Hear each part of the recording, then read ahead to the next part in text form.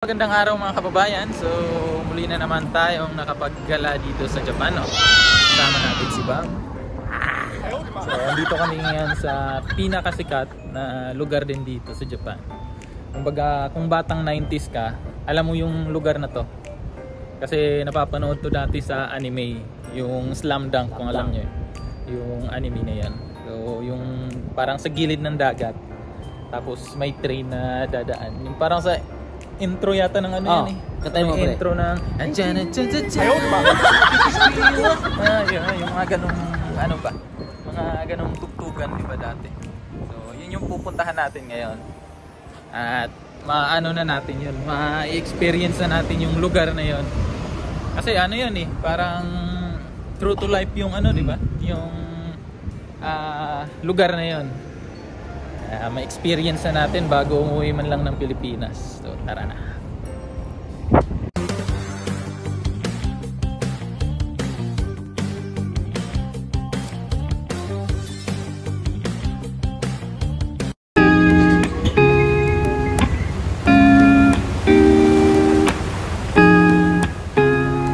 So ayan na nga mga kababayan, so galing po sa Kumake ay bumiyahe po kami ng 4 na oras para po marating yung lugar na ito.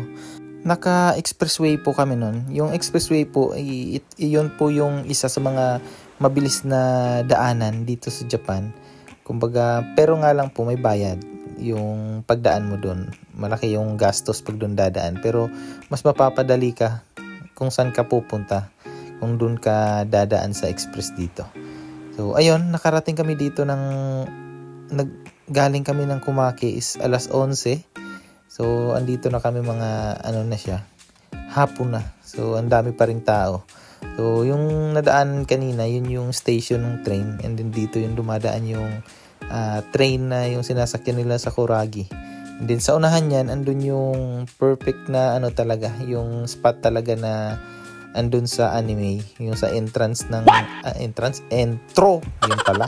So intro ng anime. So yan, paikot-ikot kami sa lugar mga kababayan kasi naghahanap kami ng ng mapaparkingan namin. Kasi wala siyang parking doon sa malapit kaya ayan, umiikot-ikot lang kami hanggang sa kung napapalayo na kami, bumalik na lang kami. Yung ginawa namin, iniwan na lang yung sasakyan doon sa taas, naka-hazard na lang, tapos yung kasama namin si ate na iwan na lang siya sa sasakyan. Meanwhile, Ayan mga kababayan. So ang daming tao. Maraming tao. So kasi nga kilala siya eh. Dinadayo ng mga tao. Yung aabangan natin yung yung train na makuha natin yung nun. Scoop na yon. Ang daming tao, di ba? Doon ako, daan tayo, tawid tayo. Picture. Ha?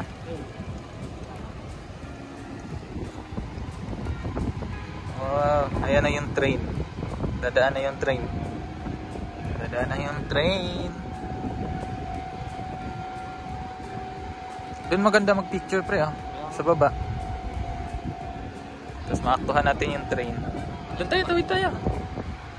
Punta tayo sa malapit mga kababayan. Malapit na yung train, dadaan na yan.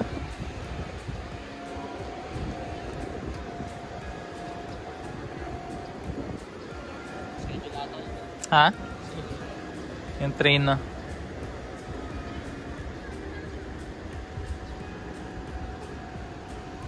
Tagal ng train ah. meanwhile,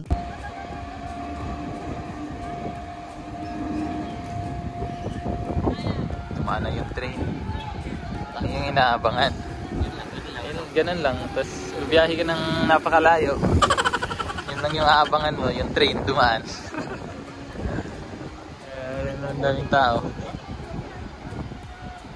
Picture tayo dun sa mamaya.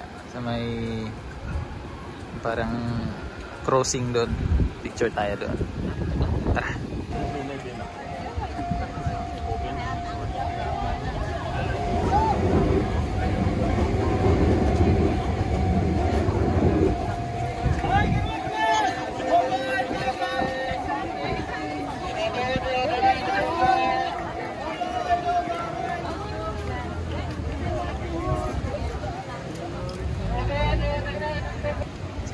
kababayan, mag-aantay ka ng matagal, tapos yung aabangan mo lang yung train na dadaan.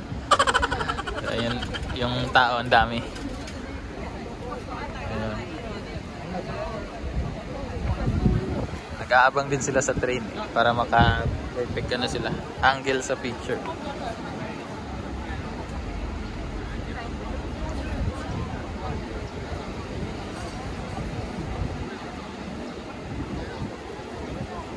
So yan ang mga kababayan yung inaabangan ulit nila, di ba? Yung train. Nandito tayo sa harap. Yung mga tao nag-prepare na yung mga camera nila. Ayan, nag-aanda na sila. Oh.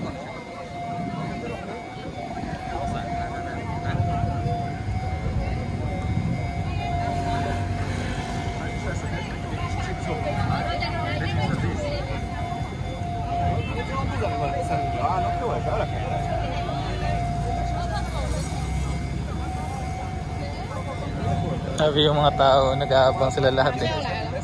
Nag-aabang lahat.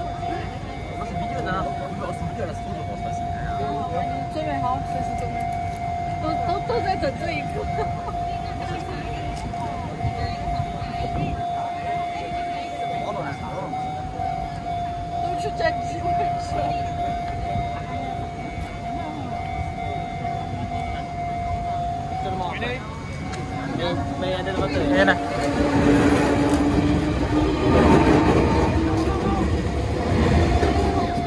Yun na. Yun lang. Oh, nag-alisan ulit. Alisan ulit. Alisan na ulit. Yung mga kababayan, umalis na kami ni Bam doon. Kasi ang nangyari kasi mag-aabang ka pa ng ilang oras para dumaan yung train, and then pagkatapos nun hindi ka naman makakuha ng angulo kasi ang daming tao. Kaya expectation versus reality, yun yung reality. Pero at least napuntahan natin, di ba?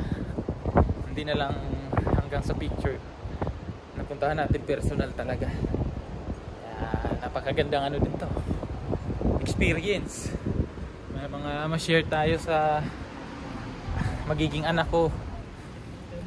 May ma-share ako sa kanila, sa mga anak ko soon na nakapunta ako dito. Magandang ano yun, experience. Kahit hindi tayo nakapag-picture ng magandang angulo, pero okay lang yan. Ganun talaga dito sa Japan eh. Sa picture, ang ganda ng ano, ang ganda ng kuha, ang ganda ng mga angulo, pero pagpuntahan mo sa personal, wala na. Daming tao, crowded. Yun yung problema. At least napuntahan. Uuwi na kami. Kakain muna kasi nagutom ako eh. Naano ako sa biyahe. Nahilo. 4 na oras yata binahe namin punta dito.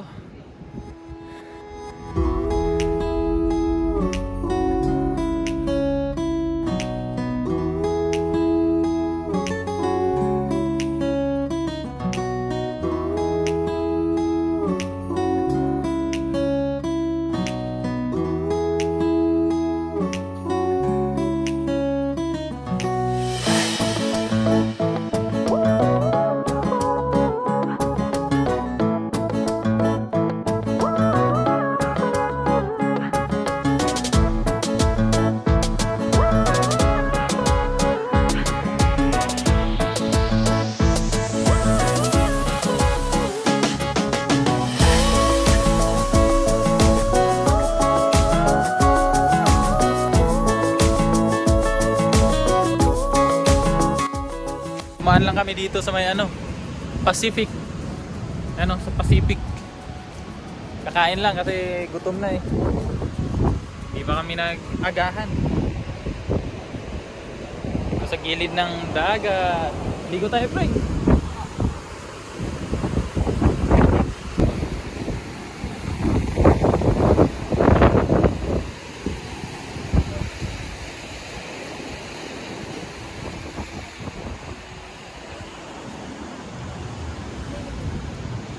Yan yung mga foods nila. Lokomoko. Ah, may lokomoko pre. Lokomoko Mochiko chicken plate. Walang sabaw. Sabaw. Bulalo. Bulalo. Walang bulalo. May bulalo kayo.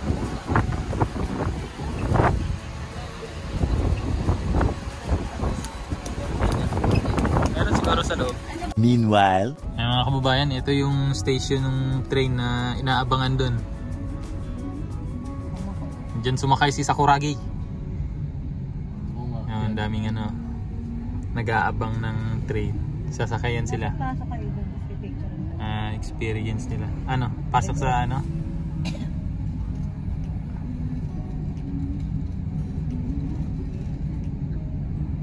Yan, sementeryo.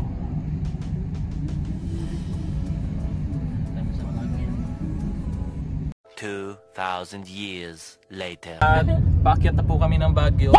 Ay, Baguio, Japan pa pala kami. Pero tingnan nyo sa labas mga kababayan, sobrang foggy. Ayan. So, time check.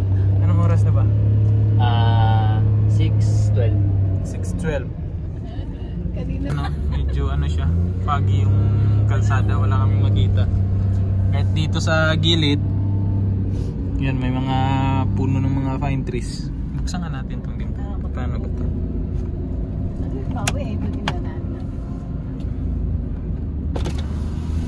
Yan Kasi saan ba tayo pupunta ate? Pupunta kami ng parang parke. Malapit na sa Ha? Malapit na Sa pinsan ko? Yan foggy masyado.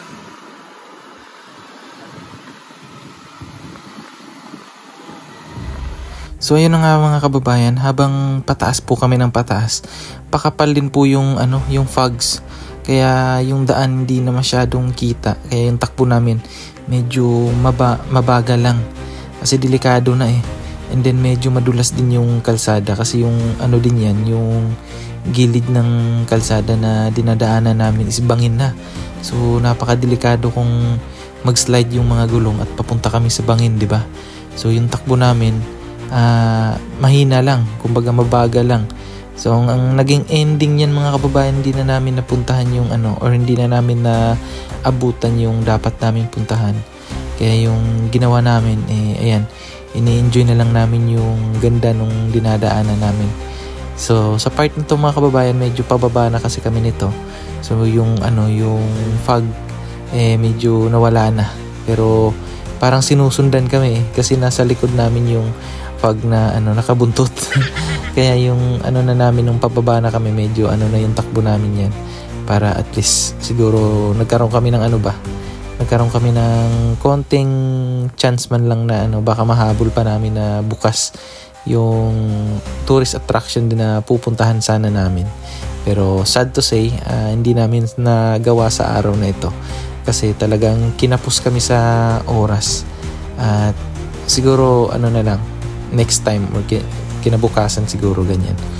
So yung plano na lang namin dito mga kababayan, didiretso na lang kami dun sa bahay nung pinsan ko, doon kami matutulog, and then kinabukasan gagala ulit kami. So ayan, enjoy na lang muna natin yung ganda ng kalikasan.